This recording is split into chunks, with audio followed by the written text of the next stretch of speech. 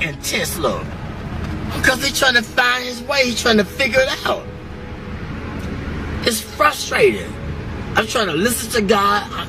I got my own flesh and my pulling me here, my own desires, my family, my friends, all these things is distracting me from the truth, and it's difficult to give in, especially when you're young, man.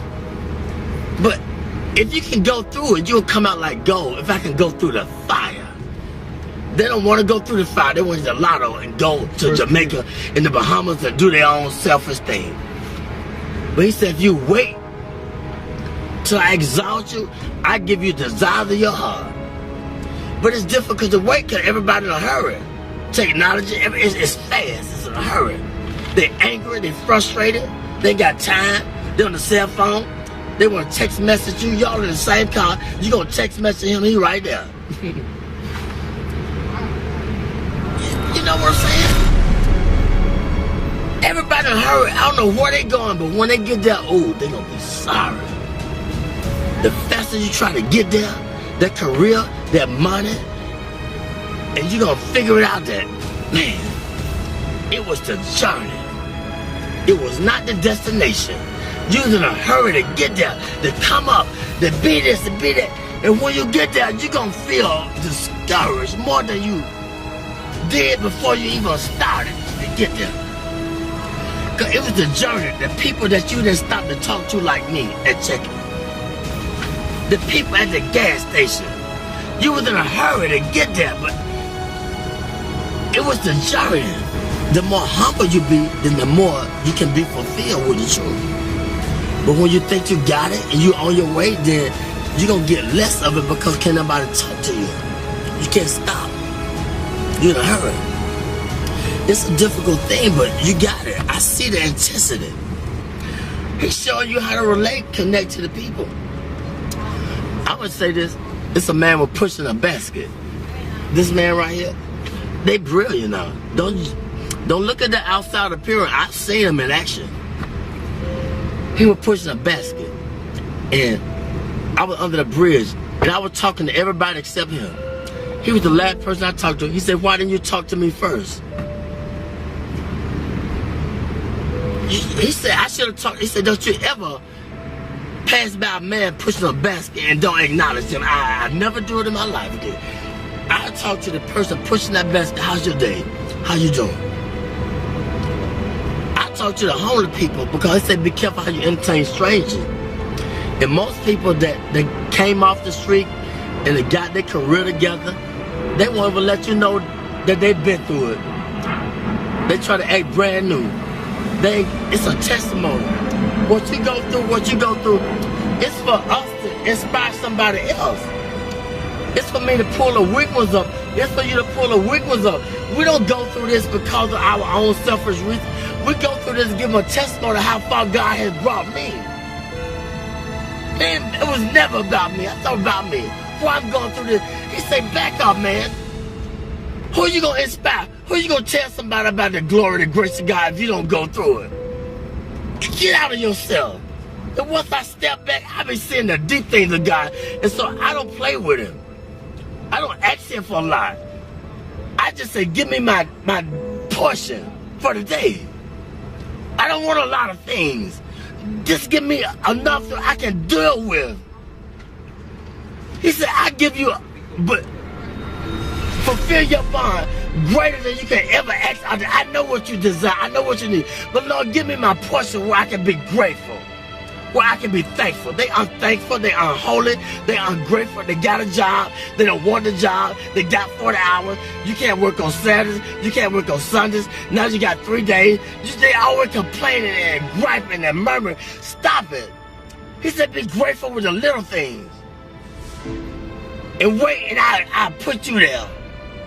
But he gonna put us in a place where they appreciate me in the job. Don't nobody take time to let them know why they doing things they doing. And that's the whole purpose of life. Let them know what they doing wrong if you see it. I I always knew I was doing wrong. What about when they showed me long suffering?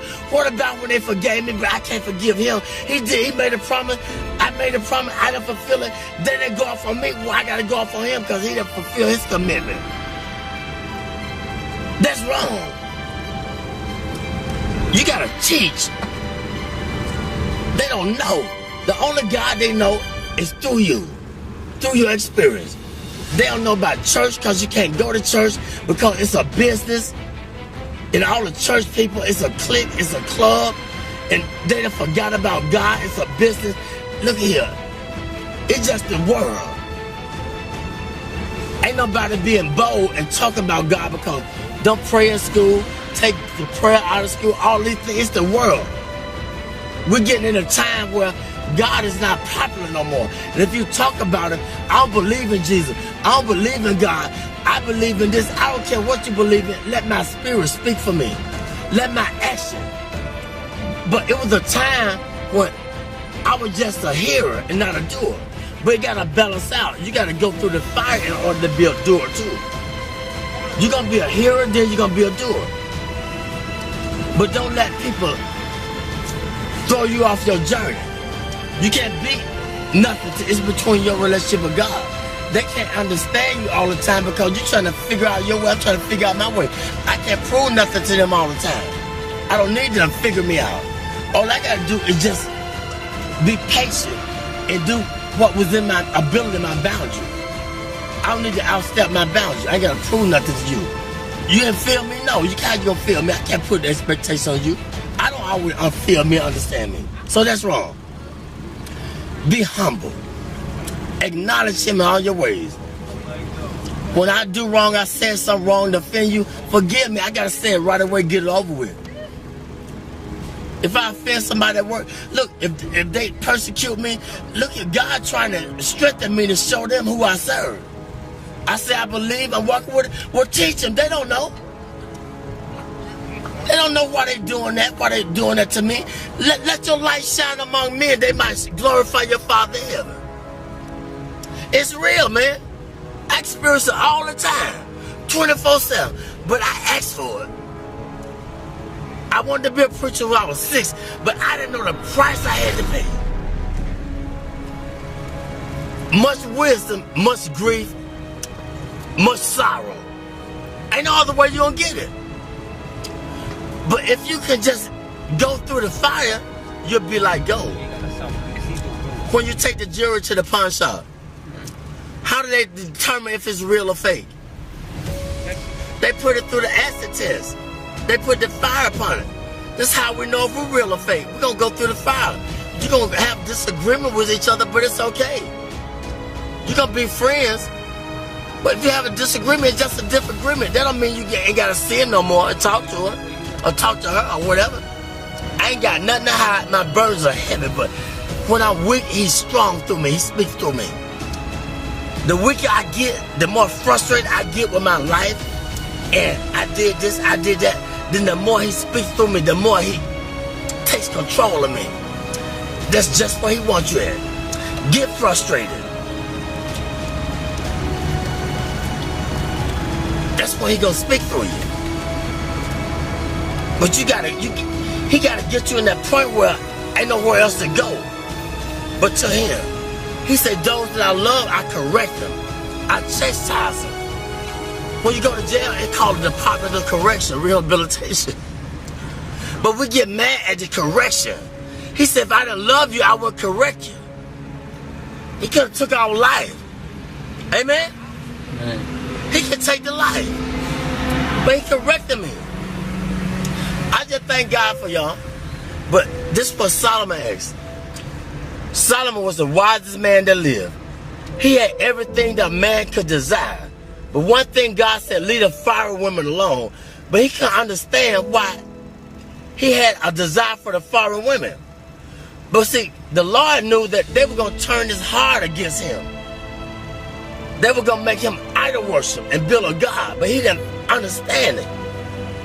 And I'm going to say this, the preacher, he searched the world out. He said, I want to know the basis behind wisdom and knowledge and understanding and foolishness. See, you can't know wisdom and knowledge and should be a fool, but we don't want to be foolish. That's the only way you're going to get it. You got to be a fool first. How you going to know a fool when you see a fool? How you going to know foolishness if you haven't been foolish?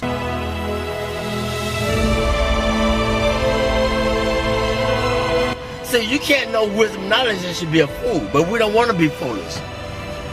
That's the only way you're going to get it. You got to be a fool first. How you going to know a fool when you see a fool? How you going to know foolishness if you haven't been foolish? Foolishness, it comes with, it's painful. Because we think we all of that. We got a lot of abilities we can create. We can be inventors, but we're limited.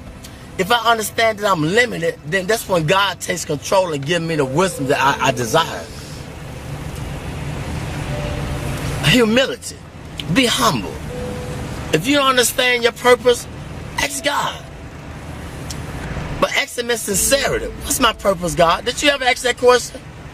What's my purpose? Why I'm here? What am I meant to do? But sometimes he can't tell us all at once. It might be too much.